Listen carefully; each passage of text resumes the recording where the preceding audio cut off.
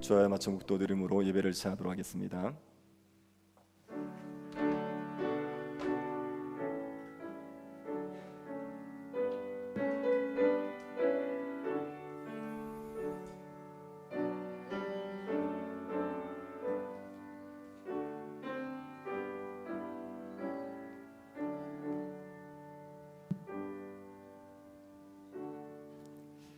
하나님 아버지, 저희에게 귀한 믿음을 주셔서 하나님을 예배하게 하심을 감사드립니다. 예배를 통해서 하나님을 만나게 하여 주옵소서. 우리를 사랑하시는 하나님과 교제함으로 우리에게 기쁨이 충만한 예배 되게 하여 주옵소서. 고난을 이기고 세상을 이길 기쁨을 우리에게 허락하여 주옵소서. 걸어가신 예수님 이름으로 기도드립니다. 아멘. 191장 찬양하고 정철환 집사님 예배를 위해서 기도하시겠습니다.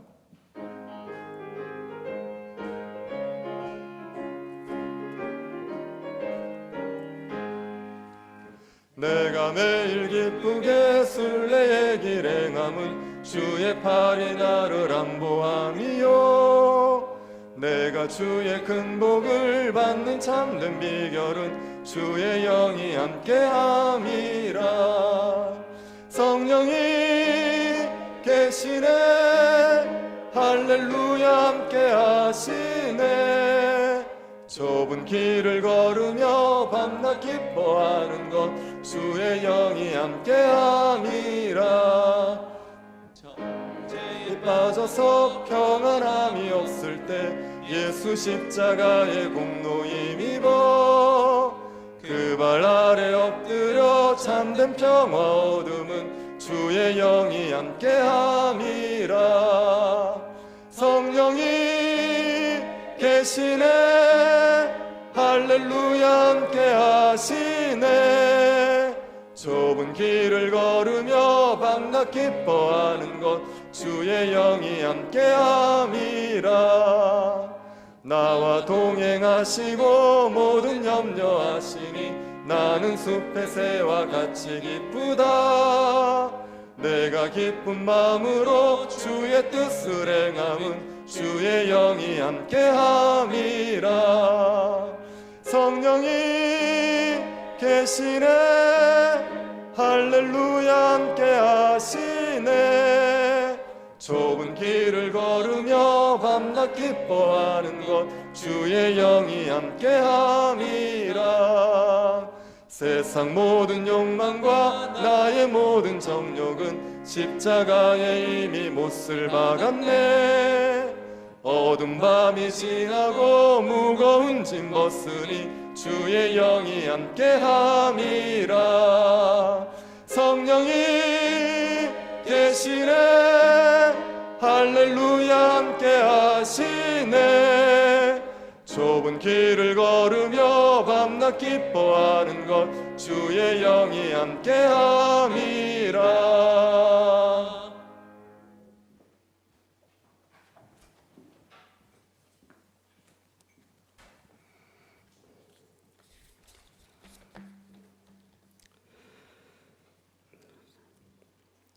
죄로 인해 죽었던 우리의 영혼을 주 예수 그리스도의 보혈로 단번에 죄의 문제를 감당하여 주셔서 거룩한 하나님의 백성으로 구원하여 주신 하나님의 은혜에 감사합니다. 오늘 이 시간 우리 문화의 성도들이 그 은혜에 감사하며 하나님께 찬양과 경배를 올려드리오니 홀로 영광 받으시옵소서. 무서운 질병으로 인해 예배의 자유를 간섭받게 되는 어려운 현실 가운데에서도 예배를 회복해 하시니 감사합니다. 예배를 멈추게 하신 하나님의 뜻이 예배를 멸시했던 우리의 죄 때문임을 고백합니다. 용서하여 주시옵소서. 코로나 이전의 때로 돌아갈 것은 일상을 회복하는 것이 아니라 그리스도를 회복하는 것임을 알게 하시니 감사합니다. 여호와의 목전에서 악을 행하고 있으면서도 여전히 회개하지 않고 나를 편하게 하소서, 나를 형통하게 하소서 하며 복을 빌고 있는 우리의 모습을 회개합니다. 용서하여 주시옵소서. 십자가의 고난은 거부하고 세상의 영광, 하늘나라의 영광만을 바라는 우리의 모습을 회개합니다. 용서하여 주시옵소서. 말씀대로 이루어지고 있는 마지막 때의 모습을 보면서 우리 주님이 심판의 주로 속히 오신다는 약속의 말씀도 이루어질 것을 두려움으로 여기고 회개의 눈물을 쏟아내는 우리 문화의 성도들의 회개의 기도를 받으시옵소서. 어려운 상황 가운데서도 주일학교 여름 사역들이 시작되었습니다. 하나님의 나라를 이어갈 믿음의 아이들을 위해 온 교회가 합심하여 기도하고 있사오니 우리 주님이 친히 그들을 만나 주시어 주님을 기쁘시게 하는 아름다운 인생으로 자라나게 하여 주시옵소서. 앞으로 있을 예배당 이전의 문제와 중직자 선거 가운데 은혜를 베풀어 주시옵소서. 하나님의 인도하심의 믿음으로 하나 되어 순종하게 하셔서 교회가 거룩하게 세워질 수 있도록 도와주시옵소서. 삶의 여러 모양의 아픔을 가지고 간구하는 성도들의 기도를 들으시사 위로하여 주시고 만져주시어 매 순간 함께 하시는 하나님의 평안을 세상에서 누리게 하여 주시고 치유하여 주시고 회복시켜 주시옵소서. 말씀 전하시는 목사님께 성령이 함께 하시어 사람의 모습은 감추시고 하나님의 말씀만이 온전히 선포되어지는 은혜의 시간이 되게 하시옵소서. 말씀을 듣는 우리도 같은 은혜 주시옵소서. 이 모든 말씀 우리 주 예수 그리스도 이름으로 기도드립니다.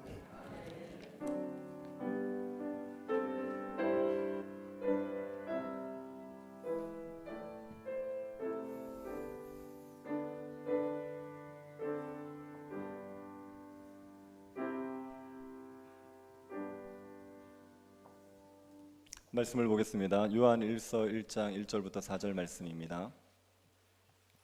요한 1서 1장 1절부터 4절 말씀입니다. 신약성경 388페이지에 있습니다.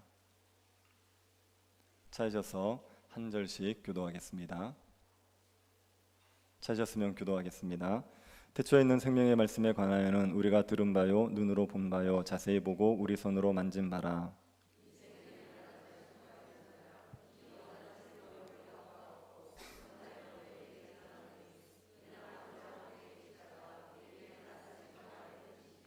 우리가 보고 들은 바를 너희에게도 전함은 너희로 우리와 사귐이 있게 하려 함이니 우리의 사귐은 아버지와 그의 아들 예수 그리스도와 더불어 누림이라. 우리가 이것을 쓰면 우리의 기쁨이 충만하게 하려 함이라. 아멘. 우리나라에서 활동하는 의사 중에 최고령 의사라고 하는 의사가 있습니다. 내과 의사인데 94세입니다. 94세의 나이인데도 지금도 요양병원에서 환자들을 돌보는 일을 하고 있습니다. 이분은 일제강점기에 의대에 입학을 해서 해방이 되고 나서 의사가 되었습니다. 그리고 의사로만 70년을 살았습니다. 그런데 그 중에 한 40년은 소외된 계층을 위해서 봉사하는 의료를 했었습니다. 이분이 무료 진료를 하게 된 이유는 남편의 갑작스러운 죽음 때문입니다. 남편이 갑작스럽게 죽고 나니까 돈도 명예도 죽으면 아무 소용이 없다, 이것을 깨닫고 그때부터 사람들을 돌보는 일을 했습니다. 무료로 환자들을 진료해 주는 일을 했습니다. 지금도 요양병원에서 죽음을 앞둔 동년배의 노인들을 돌보는 일을 하고 있습니다. 이분이 환자들을 돌보다 보면 환자들이 자꾸 빨리 죽었으면 좋겠다 그렇게 얘기를 합니다. 그러면 이분이 그렇게 얘기한답니다. 죽고 싶다고 자꾸 얘기한다고 죽는 것도 아니고 살고 싶다고 얘기한다고 사는 것도 아니다. 그러니 매일매일 살면서 기쁘게 살려고 노력해라, 그렇게 얘기했답니다.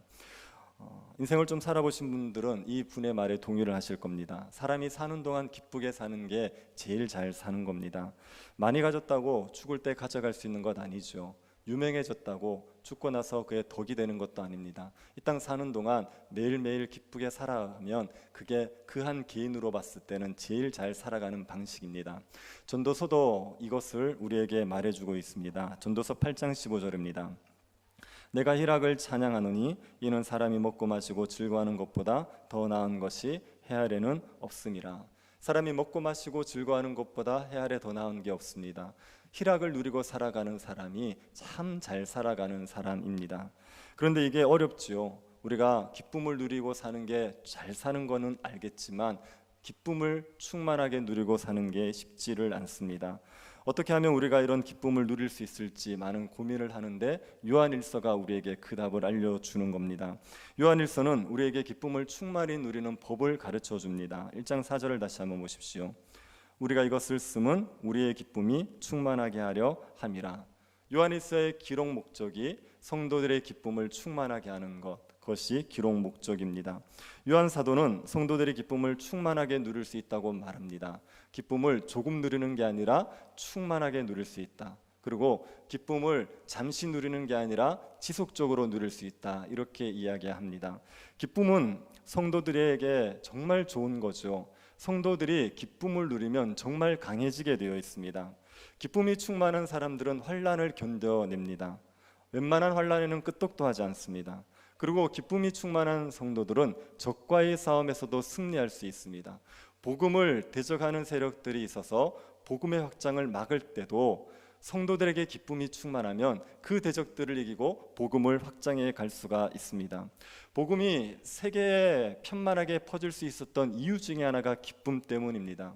여기 요한 사도가 말하는 기쁨, 여기에는 환희의 요소가 있습니다. 사람들을 펄짝펄짝 뛰게 만드는 그런 요소가 있습니다. 제가 예전에 아이들 가르칠 때 아이들을 데리고 집에 가서 간식을 먹인 적이 있었습니다. 그래서 집에 가는 중에 애 하나가 물었습니다. 목사님, 우리 가면 뭐 먹어요? 그래서 가면 통닭 먹어, 그렇게 얘기했더니 그 말을 듣는 순간에 애 하나가 폴짝 뛰었습니다. 한 30-40cm를 뛰었습니다. 걔가 결코 가벼운 아이가 아니었습니다. 무거운 아이였는데도 그 말에 폴짝 뛰었다고요. 그게 환입니다. 좋아서 팔짝팔짝 뛰는 게 환인데, 성도들이 요한 사도가 말하는 이 기쁨에는 그런 환희의 요소가 있습니다. 성도들에게 이런 환희가 있는 거죠. 상황이 좋아서 기뻐하는 거면 세상 사람들이 그렇게 놀라워하지 않습니다. 열악한 환경인데, 힘든 환경인데도 기뻐하는 그런 환희가 있습니다. 그래서 이 기쁨 때문에 사람들이 성도들이 가지고 있는 소망이 무엇인지 알고 싶었고, 그래서 교회로 몰려들었고 복음이 확장되게 될 수 있었습니다. 성도들이 세상에서 복음을 전할 수 있었던 강력한 힘은 기쁨에 있었습니다. 사도 요한이 이 기쁨을 누릴 수 있는 방법을 우리에게 상세하게 설명해 주지요. 사도 요한의 이 서신들은 우리가 읽으면 쉽게 이해하기가 쉽지 않습니다. 요한복음을 읽어보셔서도 알겠지만 사도 요한의 글을 쓰는 스타일이 있습니다. 사도 바울 같은 경우에는 굉장히 글을 논리적으로 씁니다. 첫째, 둘째, 셋째 이렇게 나눌 수 있을 줄 씁니다. 그런데 사도 요한의 경우에는 중심 주제는 있지만 좀 방대하고 추상적인 이야기들을 많이 합니다. 그래서 그것을 이해하는 게 쉽지는 않죠. 그런데 사도 요한의 스타일을 굉장히 좋아하는 사람들이 있습니다. 사도 바울처럼 논리적인 방식을 좋아하는 사람도 있지만 사도 요한처럼 이런 추상적인 이야기들을 좋아하는 사람들도 있습니다. 어느 게 좋다 장단점을 말할 수는 없지만 사도 요한의 스타일 자체가 좀 방대하고 추상적인 이야기들을 많이 하는 겁니다. 이거를 한번 논리적으로 한번 정리해서 어떻게 하면 기쁨을 누릴 수 있는지 우리가 살펴보도록 하겠습니다. 우선 요한일서의 구조를 보시면 1장부터 3장은 우리가 기쁨을 충만하게 누리기 위한 필수 조건을 얘기합니다. 기쁨을 누리기 위해서 우리에게 무엇이 있어야 되는지를 얘기하는 겁니다. 그리고 4장부터 5장 12절까지는 이 필수 조건을 실천할 것을 강력하게 권면하고 있습니다. 5장 13절부터 21절까지는 이것을 실천했을 때 어떤 결과가 주어지는지 우리에게 알려줍니다. 1절부터 3장까지는 필수 조건이 무엇인지 기쁨을 누리기 위한, 그리고 4장부터 5장 12절은 이 필수 조건을 강력하게 실천할 것을 요구하고, 그리고 5장 12절부터 13절부터 21절은 그렇게 실천했을 때 어떤 결과가 주어지는지를 우리에게 말해줍니다. 첫 번째, 우리에게 기쁨이 충만하기 위해서 필요한 필수 조건이 무엇인지 보지요. 1절부터 4절 다시 한번 읽어보시겠습니다. 한 절씩 다시 한번 교독하겠습니다. 태초부터 있는 생명의 말씀에 관하여는 우리가 들은 바요, 눈으로 본 바요, 자세히 보고 우리의 손으로 만진 바라.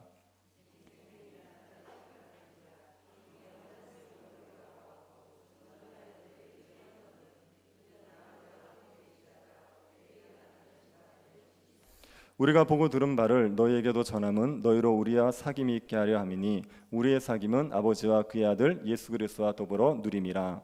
우리가 이것을 쓰면 우리의 기쁨이 충만하게 하려 함이라. 기쁨을 충만하게 하기 위한 필수 조건이 무엇이겠습니까? 예수 그리스도가 필수 조건입니다. 예수 그리스도가 우리에게 우리의 기쁨에 없어서는 안 되는 존재죠. 성경이 말하는 이런 기쁨을 누리기 위해서는 반드시 예수 그리스도를 믿어야 됩니다. 예수 그리스도를 알 때 우리의 영혼에 만족이 주어집니다. 예수 그리스도를 알 때 우리의 영혼에 환희가 생기게 되어져 있습니다. 그래서 반드시 예수 그리스도를 알아야 됩니다. 예수 그리스도는 어떤 분이라고 여기에서 말하고 있습니까? 아버지와 함께 계셨던 분입니다. 예수 그리스도는 하나님이시죠. 태초부터 계신 하나님입니다. 그 하나님이 인간의 몸을 입고 우리에게 오셨습니다. 요한 사도는 예수 그리스도를 눈으로 봤다고 말하고 있어요. 손으로 만졌다고 말하고 있습니다. 예수님을 눈으로 봤고 손으로 만졌다는 얘기는 예수님께서 인간의 몸으로 이 땅에 오셨다는 이야기입니다. 사도 요한은 예수님이 육체로 오신 하나님이라는 것을 말하고 있고 이 예수를 믿어야지 기쁨이 충만해진다고 이야기하고 있습니다. 예수 그리스도를 알 때 우리가 왜 기쁨을 누리게 되겠습니까? 예수 그리스도를 믿으면 하나님과의 사귐을 가지기 때문입니다. 죄인이 하나님과 사귐을 가질 수가 없죠. 죄인은 하나님의 진노의 대상이기 때문에 하나님 앞에 설 수가 없습니다. 그런데 예수를 믿으면 우리가 죄의 문제를 해결받고 하나님과 화평한 관계가 되는 겁니다. 화평한 관계가 되어서 깨어졌던 하나님과의 관계가 회복되어지고 교제가 회복되어지는 겁니다. 그래서 하나님과의 사귐을 누릴 수 있게 되고 이 하나님과의 사귐이 우리가 기쁨을 충만하게 누리게 되는 이유입니다. 하나님과 사귄다 이렇게 이야기하면 도대체 이것을 어떻게 하는 것인지 헷갈릴 수 있습니다. 그런데 사람들과의 사귐을 생각해 보시면 됩니다. 우리가 사람들 사귈 때 어떻게 사귑니까? 우선 말을 하죠. 서로 대화를 주고받으면서 사귑니다. 사람들이 서로 자기의 생각을 이야기하고 또 듣고 이러는 과정이 사귐의 과정이죠. 그리고 사람들과의 사귐은 같은 일을 하면서도 사귑니다. 동일한 일을 하면서 서로 도와주고 협력하면서 서로 사귐을 가질 수가 있습니다. 그리고 마음을 공유하는 것도 사귀는 거죠. 누가 어려우면 같이 그 마음을 이해해주고 슬픈 일을 당하면 같이 슬퍼해주고 기쁜 일이 있으면 같이 기뻐해주고 이게 사귐의 과정입니다. 하나님과의 사귐도 마찬가지입니다. 하나님과 대화를 하는 겁니다. 우리가 하나님에게 말을 하고 하나님의 말씀을 듣고 이런 대화의 과정을 통해서 하나님과 사귀는 겁니다. 그리고 하나님과 사귐이 하나님의 일에 동참하는 방식이 될 수 있습니다. 하나님께서 맡기신 일을 우리가 감당하면서 하나님과 사귐을 할 수도 있죠. 하나님과 마음을 공유할 수도 있습니다. 하나님의 마음을 우리가 품고 우리의 마음을 하나님께 아뢰고 그러면서 사귐을 할 수가 있습니다. 이런 하나님과의 사귐이 우리의 기쁨에 있어서 필수적인 조건입니다. 이 하나님과의 사귐이 우리가 충만한 기쁨을 누릴 수 있는 방법입니다. 그런데 이 하나님과의 사귐을 방해하는 것들이 있습니다. 요한일서 1장부터 3장 사이에서 방해하는 4가지 요소를 말하고 있습니다. 첫 번째 요소는 죄와 불입니다. 1장 6절 한번 보시겠습니까? 만일 우리가 하나님과 사귐이 있다 하고 어둠에 행하면 거짓말을 하고 진리를 행하지 아니함이거니와. 하나님과 사귐이 있다고 말하는 사람이 어둠에 행하면, 죄와 불의 가운데 행하면 그 사람은 거짓말하는 겁니다. 그 안에 진리가 있지 않은 사람입니다. 하나님의 자녀라고 말하면서 죄를 짓지 않습니까? 그러면 하나님과의 교제가 막히게 되어 있어요. 하나님과 친밀한 교제를 누리던 사람이라도 죄를 짓게 되면 하나님과의 교제가 막혀서 기도도 되지 않고 예배도 되지 않고 말씀도 듣고 깨달을 수가 없게 되어 있습니다. 우리는 아무리 죄를 지어도 하나님과의 관계에는 변함이 없습니다. 하나님이 우리 아버지고 자녀라는 관계는 절대 바뀌지 않습니다. 그러나 죄는 하나님과의 교제, 하나님과의 사귐을 막아버립니다. 우리가 죄를 지었을 때는 어떻게 해야 되죠? 그때는 하나님 앞에 우리의 죄를 회개해야 되죠. 1장 9절 한번 보십시오. 만일 우리가 우리 죄를 자백하면 그는 미쁘시고 의로우사 우리 죄를 사하시며 우리를 모든 불의에서 깨끗하게 하실 것이요. 죄를 지었을 때 자백하면 우리의 모든 죄를 깨끗이 씻어주시는 겁니다. 그래서 죄를 조금도 짓지 않아야지 하나님과의 교제를 누릴 수 있다 이렇게 얘기할 수 없어요. 우리는 죄를 짓기 때문에. 그런데 죄를 짓더라도 회개하면 하나님이 죄를 용서해 주시고 끊임없이 하나님과의 사귐을 누릴 수 있게 만들어 주십니다. 문제는 죄를 짓고도 회개하지 않는 겁니다. 죄를 짓고도 하나님 앞에 자기의 죄를 자백하지 않으면 하나님과의 교제가 막혀버립니다. 여러분, 성도는 하루라도 죄를 안 짓는 날이 있습니까? 없습니까? 없죠? 그러면 하루라도 회개를 안 할 수가 있나요? 없나요? 없죠. 만약에 내가 회개한 지가 오래됐다, 하나님 앞에 죄를 고백한 지가 오래됐다, 그러면요 이미 하나님과의 교제가 막혀 있는 거예요. 하나님과의 교제가 친밀한 사람들은 하루 수시로 자기의 죄를 깨닫고 회개하게 되어 있어요.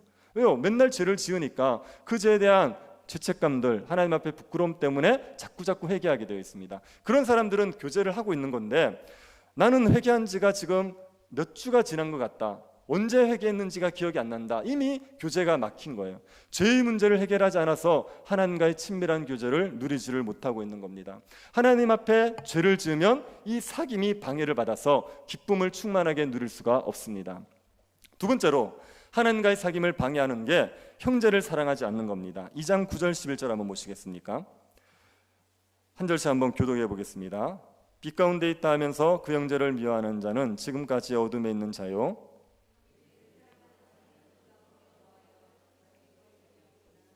같이 보겠습니다. 그 형제를 미워하는 자는 어둠에 있고 또 어둠에 행하며 갈 곳을 알지 못하나니 이는 그 어둠이 그의 눈을 멀게 하였습니다. 형제 사랑은 예수님께서 주신 세 계명입니다. 예수님이 제 아들에게 내가 너에게 세 계명을 주노라, 그리고 서로 사랑하라 그랬어요. 근데 여러분, 형제 사랑이라는 계명은 구약에는 없던 예수님께서 처음 주신 계명인가요? 아니요, 레위기에도 이미 있어요. 형제 사랑의 계명은 있습니다. 그런데 예수님께서 이것을 새 계명 이렇게 얘기하시죠. 새 계명이라고 말씀하시는 이유는 새 언약의 백성에게 주신 계명이기 때문에 그래요. 예수 그리스도를 믿는 새 언약의 백성들에게 주셨다는 의미에서 새 계명입니다. 이 새 언약의 백성들에게는 이 형제 사랑이라는 계명을 실천할 수 있는 능력이 있습니다. 구약에도 형제 사랑의 계명이 있지만 그 옛 언약의 사람들은 형제 사랑을 실천할 수가 없었어요. 이 율법을 순종할 수 없었습니다. 그런데 새 언약의 백성들은 예수 그리스도를 믿음으로 말미암아 율법이 마음에 심겨집니다. 성령으로 말미암아 율법이 마음에 심겨져서 새 언약의 계명을 서로 사랑하라는 계명을 순종할 수 있습니다. 그래서 이것을 새 언약의 백성들이 순종할 수 있다는 측면에서도 새 계명이다, 이렇게 얘기합니다. 그 사람이 형제를 사랑하면 그 사람은 신자입니다. 그런데 형제를 사랑하지 않으면 그 사람은 아직 빛 가운데 있는 자가 아니죠. 예수를 믿는 자가 아닙니다. 그 사람이 형제를 사랑하느냐 아니냐가 그의 신자냐 아니냐를 판별하는 기준이 되는 겁니다. 만약 형제를 사랑하지 않습니까? 그 사람에게는 꺼리낌이 없습니다. 10절 한번 보십시오. 그 형제를 사랑하는 자는 빛 가운데 거하여 자기 속에 꺼리낌이 없으나, 여기서 꺼리낌이라는 단어가 덫, 올무 이런 겁니다. 형제를 사랑하는 사람들은 그 자신이 덫이 되거나 올무가 되는 법이 없습니다. 덫이나 올무는 다른 사람을 실족시키는 거예요. 그래서 형제를 사랑하지 않으면 다른 사람을 실족시키는 사람이 되는 겁니다. 예를 들어서요, 이렇게 생각해 보십시오. 내가 교회에서 누군가에 대해서 욕을 했습니다. 그러면 그 비방했던 사람이 그 말을 들었어요. 그 사람에게 어떤 마음이 생기겠습니까? 그 비방한 사람에 대한 미움 혹은 분노가 생기겠죠. 그러면 비방을 받았던 사람이 비방한 사람을 미워하거나 분노하면 이 사람도 죄를 지은 거죠. 그런데 그 원인을 누가 제공했습니까? 비방한 사람이 제공하는 거예요. 비방을 했기 때문에 그 사람 때문에 그걸 들은 사람이 이 사람을 미워하거나 분노하는 죄를 짓게 된 거죠. 이게 형제에게 걸림이 되는 겁니다. 빛 가운데 있지 않는 자들, 어둠 가운데 있는 자들은요, 형제에게 걸림이 돼요. 이 사람은 자꾸 사람들을 죄짓게 만들어요. 그 사람 때문에 다른 성도들이 미움을 품게 되거나 분노를 품게 되거나 그렇게 만드는 겁니다. 하지만 빛 가운데 있는 자들, 형제를 사랑하는 자들은 그 속에 꺼리낌이 없죠. 빛 가운데 있는 자들은 다른 사람들에게 걸림이 되지 않습니다. 다른 사람이 죄짓도록 만들지를 않습니다. 그래서 형제에게 걸림이 되는 존재, 형제에게 죄를 짓게 만드는 그런 사람들은요, 하나님과의 교제를 누릴 수가 없습니다. 형제와의 관계가 화평하지 않은데 하나님과의 관계가 화평한 법은 없습니다. 예수님께서 산상수훈에서 말씀하셨죠. 예물을 드리다가 형제에게 원망 들을 만한 말이 있으면 어떻게 하라고요? 가서 형제와 먼저 화해하고 그러고 와서 예물을 드리라 그랬어요. 형제와 불화한 가운데 하나님 앞에 예배만 드린다고 그걸 하나님이 받지 않습니다. 반드시 형제와의 화목함이 있어 형제 사랑을 해야지 하나님과의 교제도 이루어지게 되는 법입니다. 에베소서를 보면 성령을 근심케 말라 이런 말씀이 있어요. 하나님의 성령을 근심하게 하지 말라 이렇게 되어 있습니다. 그러고 나서 4장 31절 32절에 이런 말을 합니다. 너희는 모든 악독과 노함과 분냄과 떠드는 것과 비방하는 것을 모든 악이 함께 버리고 서로 친절하게 하며 불쌍히 여기며 서로 용서하기를 하나님이 그리스도 안에서 너희를 용서하심과 같이 하라. 뭐를 버리라고 말하냐면 악독, 노함, 분냄, 떠드는 것, 비방하는 것, 이걸 버리래요. 성령을 근심하게 하지 말라. 그 다음에 나오는 게 이런 악독이나 비방 이런 걸 버리랍니다. 근데 여기 악독, 노함, 분냄, 떠드는 것, 비방하는 것은요, 관계를 깨트리는 죄예요. 사람들과의 관계를 깨트리는 죄를 버려라. 그리고 서로 친절해라, 서로 사랑해라 이렇게 얘기합니다. 무슨 얘기입니까? 성령을 근심케 하지 말라고 얘기하고 관계를 깨트리는 죄를 버리라고 얘기하는 것은 언제 성령이 근심하느냐? 관계를 깨트리는 죄를 지을 때 근심한다는 얘기예요. 형제와의 관계가 깨어지고 내가 형제에게 관계를 깨트리는 죄를 지었을 때 그때 성령은 근심하게 되어 있습니다. 그래서 우리가 다른 사람들에게 악을 행하면 하나님과의 친밀한 교제를 누릴 수가 없습니다. 교회에서 가장 많이 관계를 깨트리는 죄로 짓는 것 중에 하나가 험담입니다. 모여서 다른 성도들에 대해서 험담을 하든지 아니면 뭐 이렇게 누군가에 대해서 욕을 할 수 있지 않습니까? 저는 욕을 잘 안 해서 누굴 욕해야 될지 모르겠는데 욕을 할 수 있지 않습니까? 그런데 그렇게 비방하는 죄를 지으면 속은 시원할지 몰라요.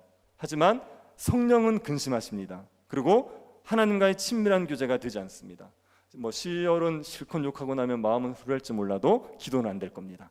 남편 욕을 잔뜩 하고 나면 그러면 속이 후련할지 몰라도 하나님 앞에 예배는 안 될 겁니다. 그러니 비방하는 죄, 다른 사람들에게 악을 행하는 죄를 지으면 하나님과의 친밀한 교제를 누릴 수 없습니다.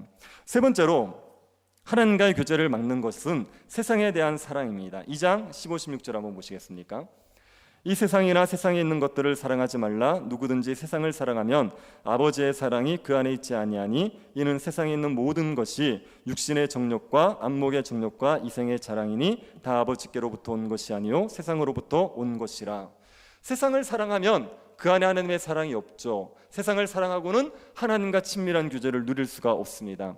세상을 사랑한다는 건 어떤 겁니까? 어떤 게 세상을 사랑하는 겁니까? 불신자들을 사랑하는 게 세상을 사랑하는 겁니까? 아니면 땅의 것들을 사랑하는 게 세상을 사랑하는 겁니까? 세상을 사랑한다고 얘기할 때 세 가지를 얘기했습니다. 육신의 정욕, 그리고 안목의 정욕, 이생의 자랑. 요 세 가지입니다. 육신의 정욕이라는 것은 하나님을 무시하고 자기의 본능과 욕구를 추구하면서 살아가는 것을 육신의 정욕 이렇게 얘기합니다. 하나님의 말씀을 따르지 않고 자기의 육체의 정욕, 자기의 정욕을 따라 사는 걸 육신의 정욕 이렇게 얘기합니다. 우리 사람들에게 기본적으로 있는 식욕, 성욕, 수면욕이 있지 않습니까? 이거는 육신의 정욕입니까? 아닙니까? 우리가 음식을 먹고 싶은 욕망, 이거는 육신의 정욕이라고 말할 수 있습니까? 아니죠. 아닙니다. 뭐 성욕이나 수면욕을 채우는 것, 가진 것 이걸 가지고 육신의 정욕이라고 얘기하잖아요. 그런데 우리가 이 육체의 정욕에 지배를 당할 수 있어요. 먹는 거를 우리가 식욕을 느끼는 건 괜찮은데 먹는 걸 위해서 살 수가 있습니다. 그러면 이게 육체의 정욕이 되게 되어 있습니다. 살기 위해서 먹는 게 아니라, 맞나요? 먹기 위해서 사는 것, 그것을 삶의 낙으로 누리고 살아가면 그게 육체의 정욕이 되어 있습니다. 정욕이 되는 겁니다. 그리고 안목의 정욕이라는 것은요, 눈으로 보기에 좋은 걸 추구하는 거예요. 예쁜 걸 추구하고 보기 좋은 걸 추구하는 겁니다. 여러분 차를 타는데 뭐 이렇게 큰 차가 굳이 필요 없죠. 불편하지 않습니까? 그런데 사람들 보기에 좋으라고 큰 차를 타는 거예요. 이게 안목의 정욕입니다.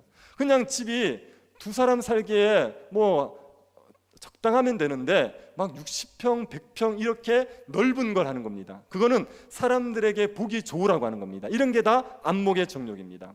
이생의 자랑은 뭡니까? 그런 걸 가지면요 자랑하게 돼 있어요. 자랑하고 싶어서 자꾸만 그런 걸 가지는 겁니다. 이런 것들을 이생의 자랑 이렇게 얘기하는 겁니다.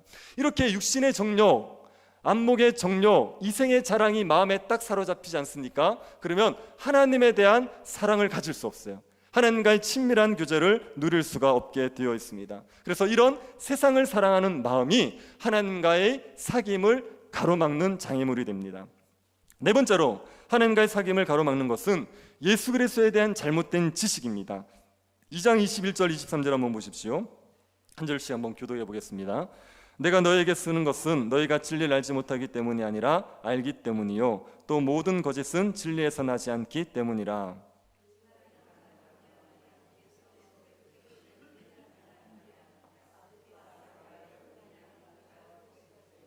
다시 보겠습니다. 아들을 부인하는 자에게는 또한 아버지가 없으되 아들을 시인하는 자에게는 아버지도 있느니라.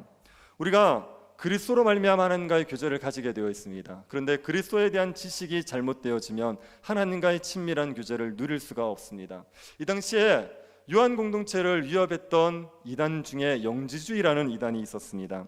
영지주의는 예수님께서 육체로 오셨다는 걸 부정하는 거예요.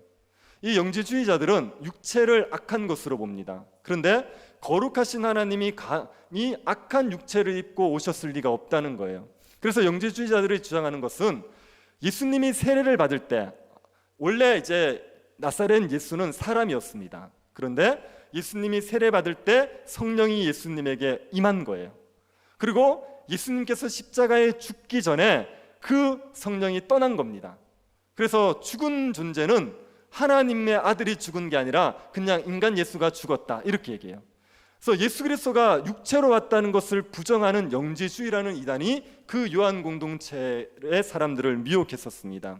이 영지주의는 두 가지의 극단으로 나타나요. 하나는 급력주의로 나타나고 하나는 방종으로 나타납니다. 영지주의가 급력주의로 나타나는 이유는 육체를 악한 것으로 보지 않습니까? 그러니까 육체를 돌보지 않습니다. 육체를 건강하게 하고 잘 꾸미고 편하게 쉬고 이렇게 하는 것들을 아주 하찮게 생각해요. 그래서 지금도 믿음이 중요하지 외모가 뭘 중요하냐 그러고 너무 외모를 안 꾸미는 분들이 있습니다. 그런 분들은 영지주의적인 사고에 사로잡혀 있는 겁니다. 금욕주의와 반대로 방종에 이를 수도 있어요. 육체 이건 아무것도 아니야. 그러니까 이걸 가지고 죄를 지어도 아무 상관없어 이렇게 얘기하면서 성적인 방종에 나아갈 수가 있습니다. 이 영지주의가 교회를 위협하는 이단이었습니다. 이런 예수 그리스도에 대한 잘못된 지식을 가지지 않습니까? 그러면 하나님과의 친밀한 교제가 이루어지지가 않습니다. 사귐이 되지를 않는 겁니다. 하나님과의 사귐을 가로막는 게 네 가지라고 했습니다. 첫 번째는 뭐였습니까? 죄와 불의. 두 번째는요? 형제를 사랑하지 않는 것. 세 번째는요? 세상을 사랑하는 것. 네 번째는요? 그리스도에 대한 잘못된 지식. 이 네 가지가 하나님과의 사귐을 막는 걸림돌이에요. 그러면 하나님과의 사귐을 위해서는 어떻게 해야 되는지가 뻔하지요. 그것을 4장부터 5장 12절까지 얘기합니다. 첫 번째, 영들을 시험하라 그래요. 4장 1절 보시기 바랍니다. 사랑하는 자들아 영들을 다 믿지 말고 오직 영들이 하나님께 속하였나 분별하라. 많은 거짓 선지자가 세상에 나왔음이라. 영들을 다 믿으면 안 됩니다. 영들을 분별하셔야 돼요. 우리가 성경을 거룩한 책이라고 말하는 이유는 성경이 성령의 영감으로 기록되었기 때문입니다. 그래서 오류가 없는 거룩한 책이라고 믿지 않습니까? 이단들도 자기들의 가르침이 성령에 의한 것이라고 말합니다. 그래서 이단들의 말을 들을 때 분별할 수가 있어야 됩니다. 이게 성령에 의한 가르침인지 아니면 미혹의 영에 의한 가르침인지를 분별해 내실 수가 있어야 됩니다. 어떻게 분별합니까? 4장 2절을 한번 보십시오. 이로써 너희가 하나님의 영을 알지니 곧 예수 그리스도께서 육체로 오신 것을 시인하는 영마다 하나님께 속한 것이라. 예수 그리스도가 육체로 오신 것을 시인하는 사람, 그리스도에 대한 바른 지식을 가지고 있는 사람이 전하면 그것은 성령의 가르침이죠. 그런데 예수 그리스도에 대한 잘못된 지식을 가지고 있는 사람이 전하면 그것은 미혹의 영입니다. 그리스도에 대한 지식을 바르게 가지고 있느냐 아니냐를 가지고 그의 가르침이 성령에 의한 것인지 미혹의 영에 의한 것인지를 분별할 수가 있습니다.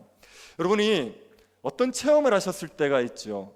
제가 이렇게 신방을 가보면 꿈을 꿨다, 또 음성을 들었다, 이런 체험들을 저한테 많이 얘기하십니다. 제가 이 부분에 대해서 몇 번 말씀드렸는데, 여러분이 꿈을 꾸고 음성을 듣고 어떤 환상을 봤다고 할 때 그 자체로 성령의 역사라고 단정 지을 수 없습니다. 저를 한번 보시겠습니까? 꿈을 꾸셨든지 음성을 들으셨든지 정말 신기한 체험을 하셨어요. 그런데 그 자체만 가지고는 성령의 역사라고 말할 수가 없어요.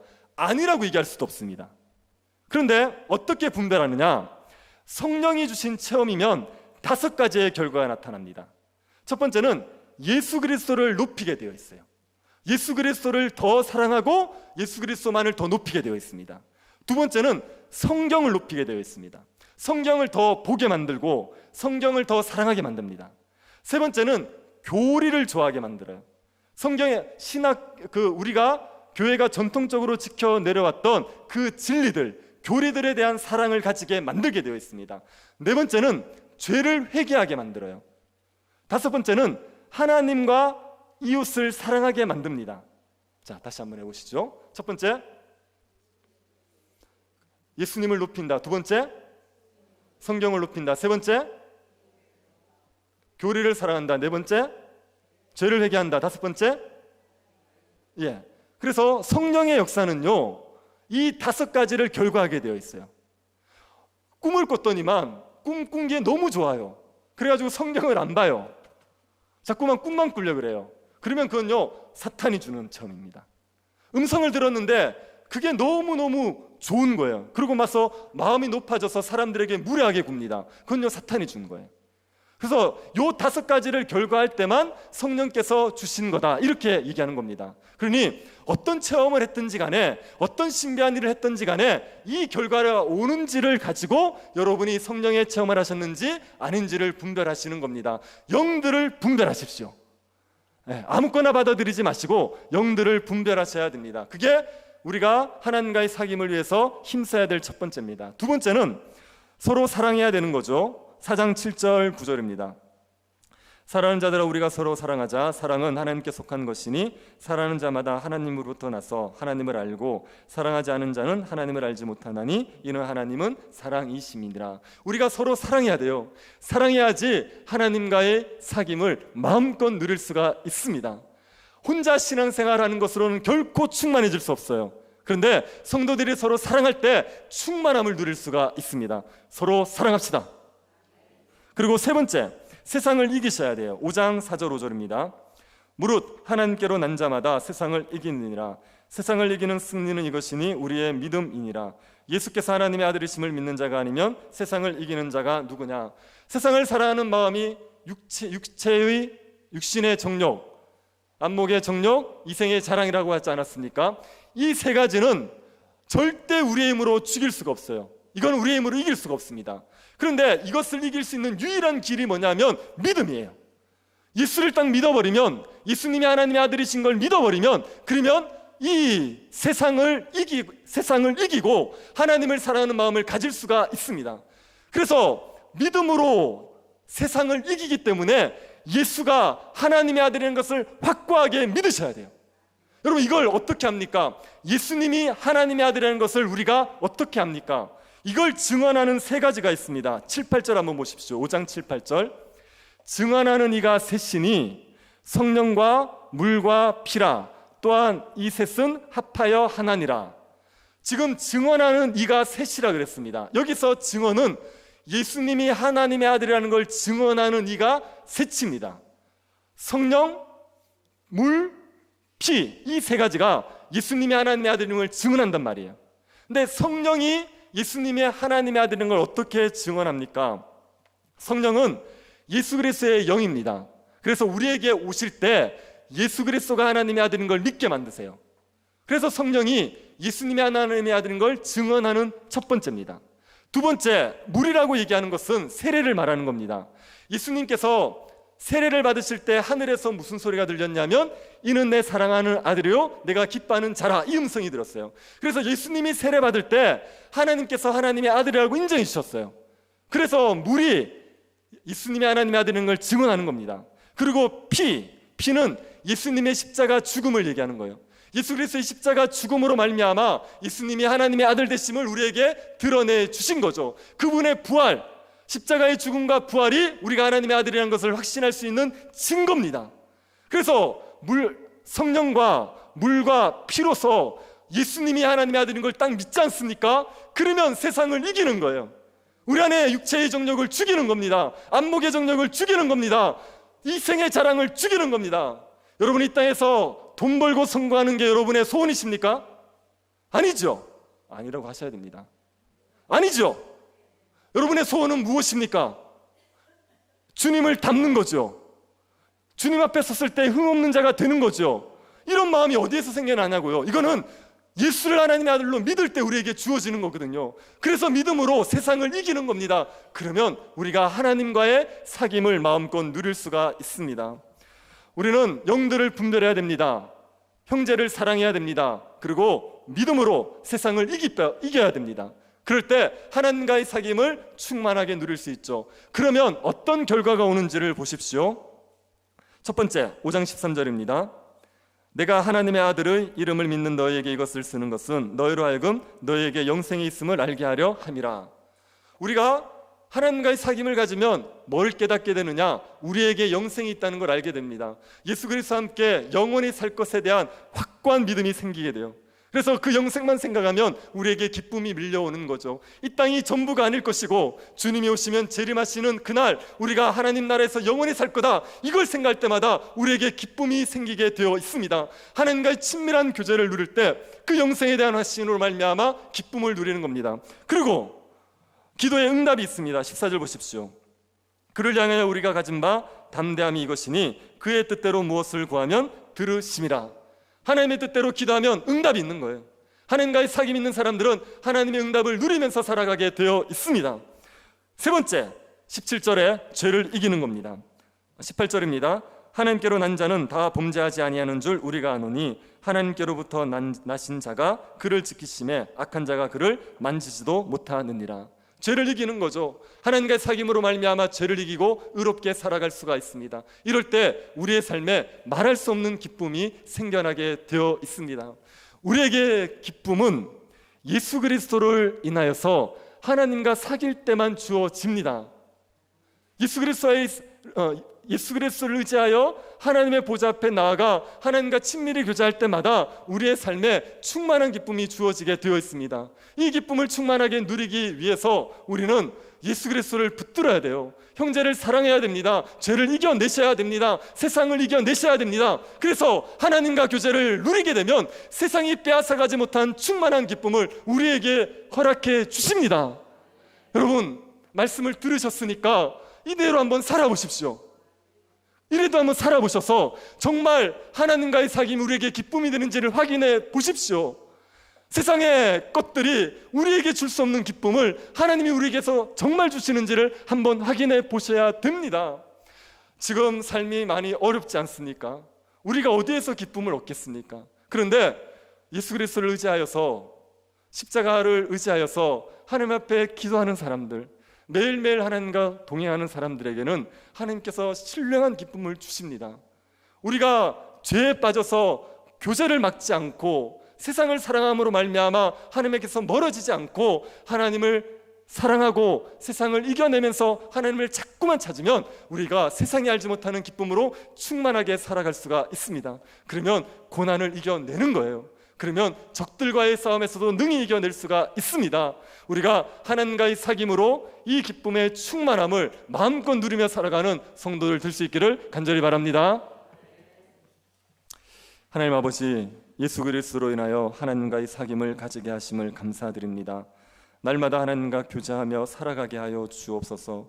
죄를 짓지 말게 하시고 형제를 사랑하게 하시고 세상을 사랑하지 말고 예수 그리스도에 대한 바른 믿음을 가지게 하여 주옵소서. 하나님과의 교제가 막히지 않게 하여 주셔서 영생을 확신하고 기도의 응답을 받고 죄를 이기면서 하나님이 주시는 기쁨을 충만히 누리는 문화의 모든 가족들 되게 하여 주옵소서. 걸어가신 예수님 이름으로 기도드립니다. 아멘. 네, 광고는 주보를 참조해 주시기 바랍니다. 부흥 찬양하고 축도 예배를 마치겠습니다.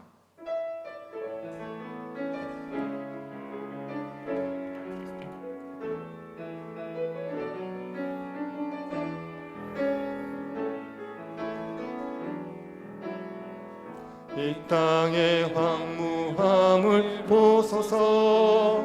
하늘의 하나님 긍휼을 베푸시는 주여, 우리의 죄악 용서하소서.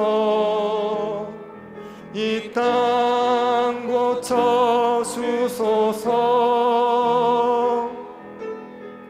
이제 우리 모두 하나 되어 이 땅에 무너진 기초를 다시 쌓을 때 우리의 우상들을 태우신 성령의 불 임하소서. 부흥의 불길 타오르게 하소서. 진리의 말씀 이 땅 새롭게 하소서. 은혜의 강물 흐르게 하소서. 성령의 바람 이제 불어와. 오 주의 영광 가득한 새날 주소서. 오 주님 나라 이 땅에